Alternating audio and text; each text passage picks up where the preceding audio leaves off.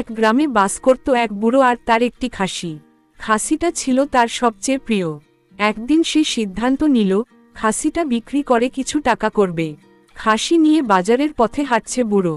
পথে 3 ঠক তাকে দেখতে পেল। তারা ভাবল এই খাসি নিয়ে কিছু করা যায়। প্রথম ঠক বুড়োর কাছে এসে বলল, মামা, কুকুর নিয়ে কোথায় যাচ্ছেন? বুড়ো হেসে বলল, এটা তো খাসি। ঠকটা কাঁধ ঝাঁকিয়ে চলে গেল। কিছু দূর যেতেই দ্বিতীয় ঠক এল।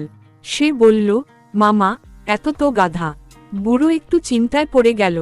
আমি তো খাসি এনেছি, সে ভাবল। আরও কিছু দূর যেতেই তৃতীয় ঠক এসে বলল, মামা, এই তো শেয়াল।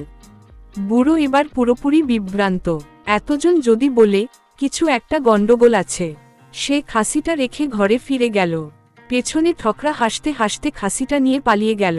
শিক্ষা: অন্যের কথায় সহজে বিশ্বাস করা বোকামি। নিজের বুদ্ধি ব্যবহার করাই সবচেয়ে ভালো।